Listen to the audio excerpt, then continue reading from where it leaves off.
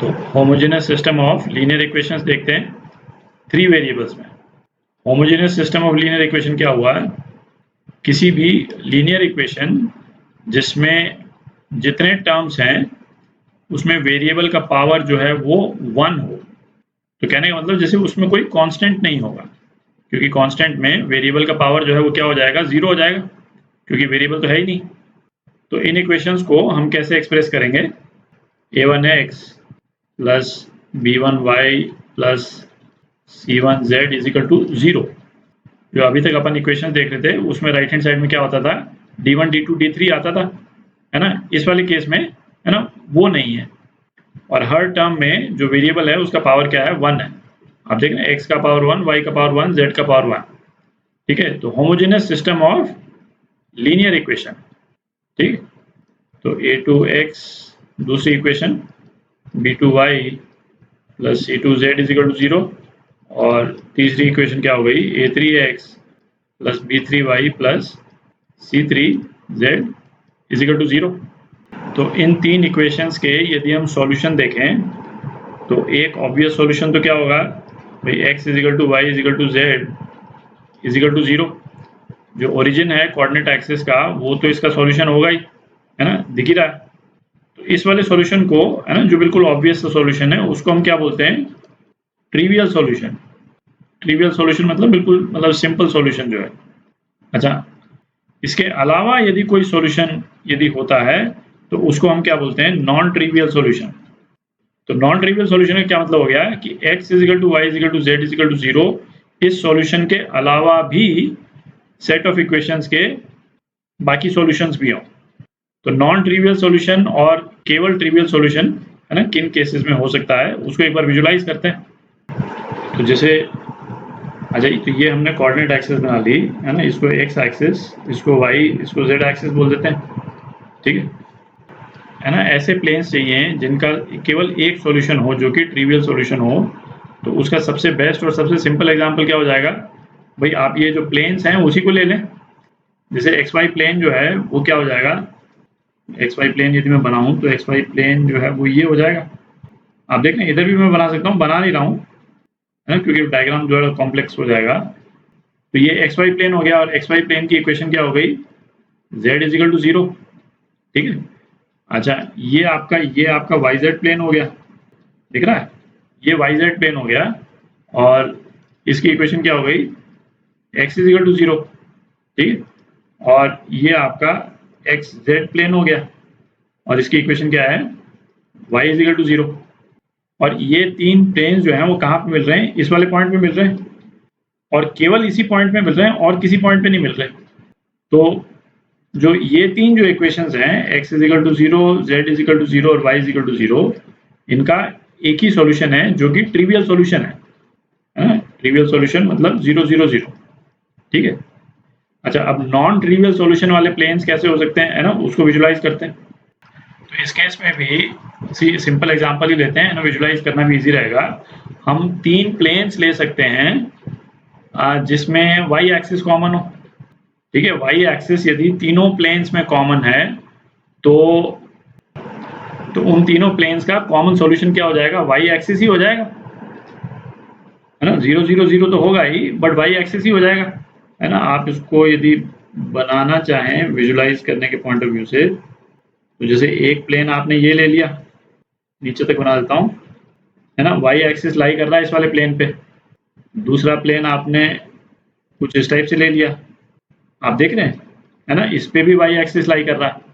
और तीसरा प्लेन जो है आप कुछ इस टाइप से ले लें, आप देख रहे हैं, उसको 3D में थोड़ा सा बनाना मुश्किल रहता है ना, पर आप विजुलाइज कर सकते हैं। ये तीनों ही प्लेन्स जो हैं वो, ये जो y एक्सिस थोड़ा सा ये हट करके बन गया, है ना, ये y एक्सिस इसके थ्रू पास कर रहे हैं, दिख रहा है।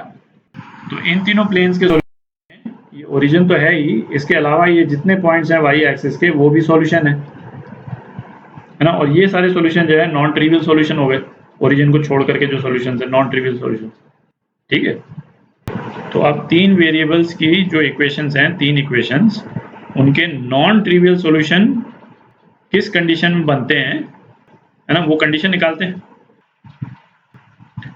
इन 3 इक्वेशंस में से अपन फर्स्ट 2 इक्वेशंस ले रहे हैं अभी, केवल फर्स्ट 2 इक्वेशंस लें और उसमें हम ये जो z वाला वेरिएबल है उसको एलिमिनेट यदि हमको करना है तो हम क्या करेंगे, पहली इक्वेशन को C2 से और दूसरी को C1 से मल्टीप्लाई कर दें तो क्या आ जाएगा A1 C2 और फिर सब्ट्रैक्ट भी कर दें तो A1 C2 minus A2 C1 into x plus B1 C2 minus B2 C1 into y, ये 0 के बराबर आ जाएगा।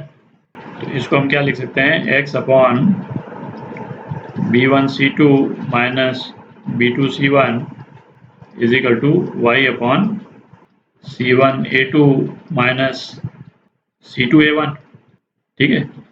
अच्छा, इसी तरह से यदि हम y वेरिएबल को एलिमिनेट कर दें तो क्या करेंगे, है ना, पहली इक्वेशन को B2 से मल्टीप्लाई करेंगे, दूसरी को B1 से मल्टीप्लाई करके माइनस कर दें। ठीक है, तो इसी तरह का एक रिलेशन आ जाएगा x और z में, और उसको इस फॉर्म में लिख दें तो हमारे पास में x और z का टर्म आ जाएगा।